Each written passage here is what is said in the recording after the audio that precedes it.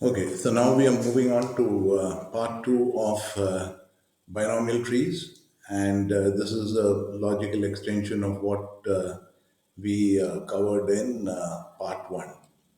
So let's start with extension of the example we ran through in binomial trees part one. So we have a stock which starts at $20, which is today, and in two time steps, which means it's over a 6 month period option. So each step is of 3 months.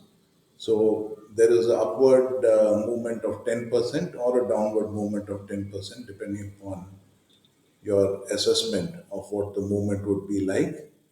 So the price moves from 20 to 22 on to 24.2 or down to 19.8 or down to 16.2 in the terminal nodes.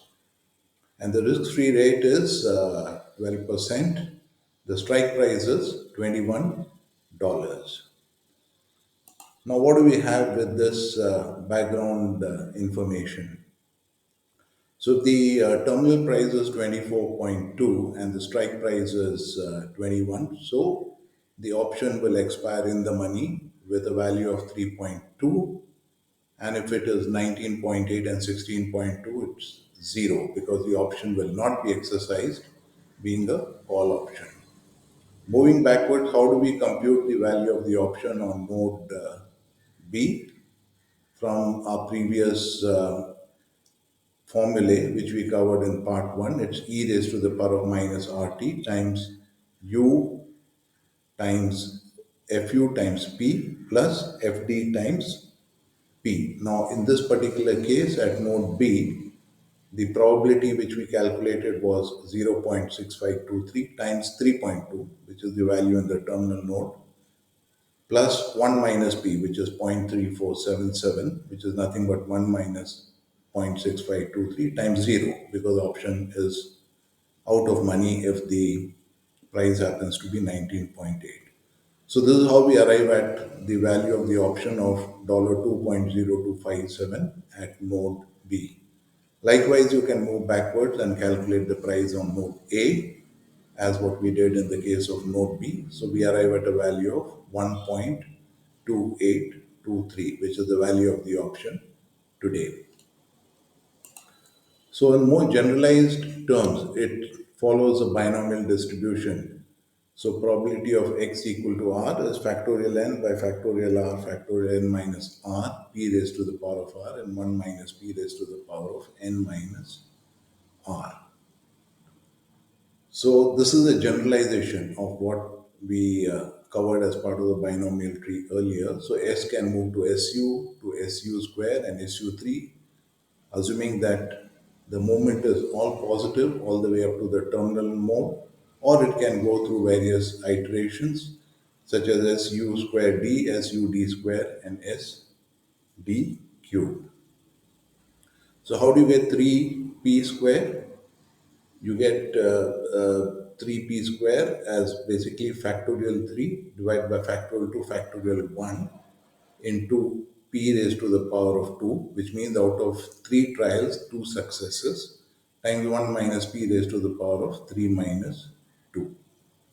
So this is a generalization. It is a bit mathematical in nature. You can choose to skip this particular slide, but if you're interested in understanding the mathematics behind it, it's a good one to pick up and know what basically there is the translation of the binomial tree into the derivation of the option values. Now here's another example. So S is 100, which is the spot price today. U is 1.1. So what is D? D is nothing but 1 by U, which is 0.09.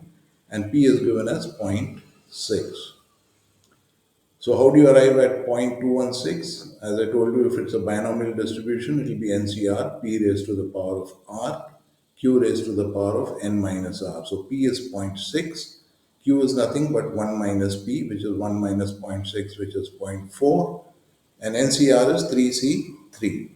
So this is how you arrive at 0.216. So you can pick up the other terminal nodes also and calculate the values using this formula which we derived in the previous slide. Now let's look at the option which happens to be a put option. So far we've been looking at call options only. So strike price is 52, time step is 1 year, risk-free rate is 5%, and U is 1.32, and D is zero point 0.8, and P is 0.6282. So how do you arrive at a value of 1.4147? It's nothing but E. E happens to be 2.718 raised to the power of minus RT. So R is 5%, which is minus 0.05 times 1, which is the time period, into within bracket 0.6282 P times 0, because the option will, in this case, will not be exercised because it's a put option.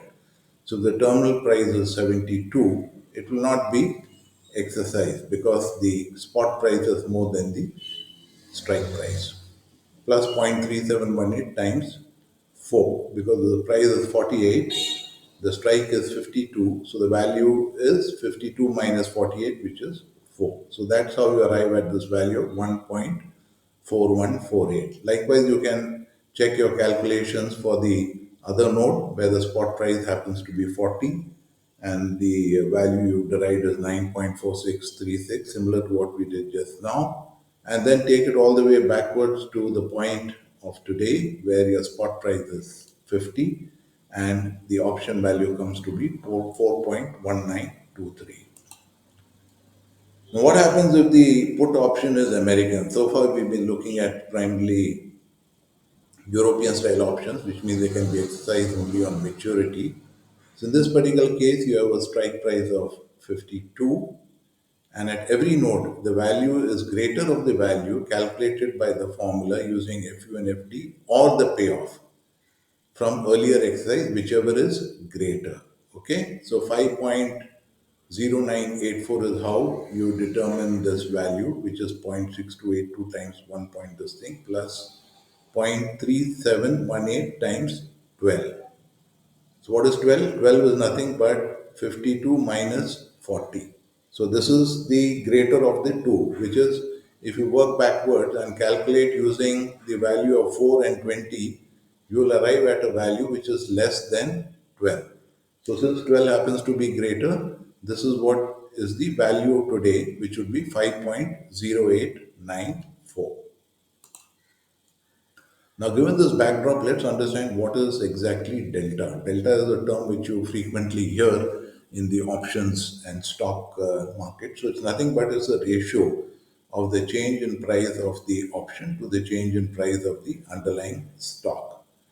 And delta varies from node to node. So in this particular case, where we've calculated the delta of 0.5064. And how do you arrive at that? This is nothing but 2.0257 minus 0, which is the value of the option, and divided by the price of the underlying, which is the stock price, let's say, which is 22 minus 18. So 0.5064.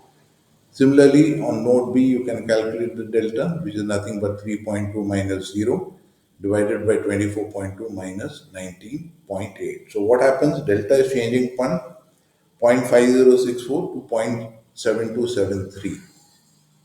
So in order to maintain a riskless hedge, you need to keep rebalancing the portfolio at periodic intervals. So that's important when you understand the concept of delta. Now, what are the three parameters for constructing a binomial tree? It's basically the time step T, U, D, and P. So once U and D have been specified, P must be chosen, and we know how to calculate P, which is e raised to the power of R times delta T minus D divided by U minus D. So this is an important formula you need to keep in mind.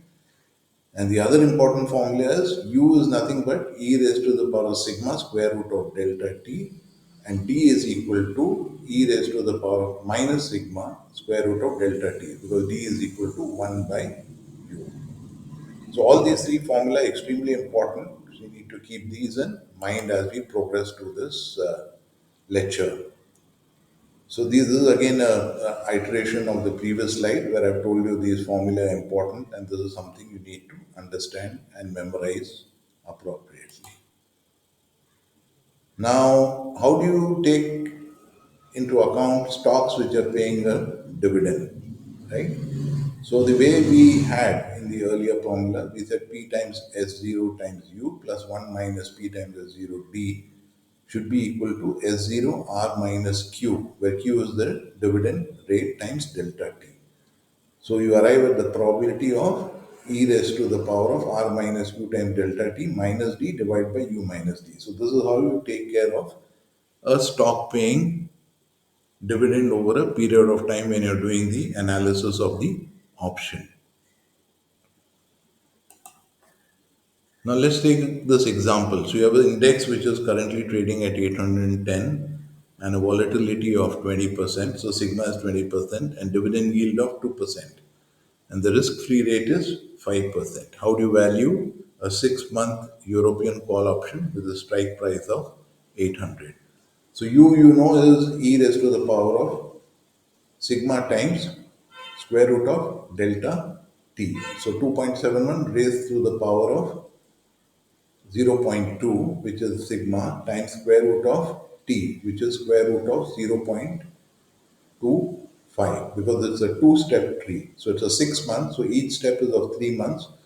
So t delta t will be equal to 3 by 12, which is 0.25. So you arrive at a u value of 1.105, and d is nothing but it's 1 by u, which is 0.905. So you can calculate p from the previous formula, e raised to the power of r minus q times delta t minus d divided by u minus d. So you arrive at a p value of 0.5126. Now let's look at some example over here. So you've got a value of u of 1.1052, p of 0.5126, d is 0.9048, and therefore 1 minus p is 0.4874. Now you have a stock price today of 810. So this is the index value. So it can move up by a factor of 1.10 to 895 and go all the way up to 989, or it can move downwards to 732.89 and again downwards to 633, or move upward and then downward to 809.99. So this is a call option. So on the terminal note, the value is 189.39. So how did you arrive at that? So it's nothing but 989.39 minus 800. So 189.39. So the option is in the money on this node. Again, it's in the money when it's 809.99 and out of money when the price is 663.12. Work backwards, you can arrive at the value of the option 100.68. Use the same formula, e raised to the power of minus rt, calculate fu times p and fud. So this is the uh, banner which is there at the lower part of the slide. So you can go through it in more detail to see how this has been arrived at. So the same u minus d and fu minus d divided by u minus d, the same formula which we've been using so far. So far we've been looking at stocks, but you can use this binomial tree model equally comfortably in the case of currencies as well. So in the case of currencies, you have a domestic rate and a foreign rate. So for example, if you calculate the value of A from the previous slide formula, it's nothing but e raised to the power of R minus RF, R being the domestic rate and RF being the foreign rate times delta T. So let's take an example that will help you understand this a little better. Aussie dollar is worth 0.61 US dollar. Exchange rate has a volatility of 12%. So sigma is 12%. Risk-free rate in Australia is 7%, and US is 5%. So in this particular case, the domestic currency in this particular case is the US, and the foreign currency is the Aussie dollar, because the exchange rate is quoted in terms of US dollar. So D is 0.96 and U is 1.03. Plug in these numbers and you get a value of P of 0.4673. So using this, you can construct your binomial tree and see how the values move over here. And this is how you can use this and construct the binomial tree from the values we got in the previous slide. and you can decide what would be the option value, which in this particular case is working out to 0.010. Now let's look at some questions which are there at the end of the chapter of John Hull's book in this chapter 13, uh, ninth edition. So you've got a stock price which is at $40, known that the end of 1 month it will either be 42 or 38. Risk-free rate is 8%. What is the value for 1 month? European call option with strike price of 39. So R is 8%. T is 0.083, which is 1 by 12. K strike price is 39. U is 1.05. And D is 0.95. How do you get the value of U? It is e raised to the power of sigma square root of delta T, and d is nothing but 1 by u. E raised to the power of rt is 1.01 and p is 0.56, which you calculate from the formula earlier given here in this slide also. E raised to the power of r delta t minus d divided by u minus d. So the value which you get is 1.657. And how do you get that? You plug in the value of P, FU, which is 3, and FD, which is 0, and E is discounted at E minus RT. Here's another example. You have a stock which is priced at $50. At the end of 6 months, it will either be 45 or 55. Risk-free rate is 10%. And what is the value of a 6 month European put option? In this case, it's a put with a strike price of 50. So 50 goes to 45, which means it's in the money. It's a put option. So in the money of $5. If it goes to 55, the put option expires out of money. So R is 10%. That's what's given to us. K is 50. T is zero point 0.5 because of the 6 month put option, single step. U is 1.1 and D is 0.91. So e raised to the power of rt is 1.05, p is 0.76, and 1 minus p is 0.24. So you get a option value today of 1.16. That's how you need to do the calculation.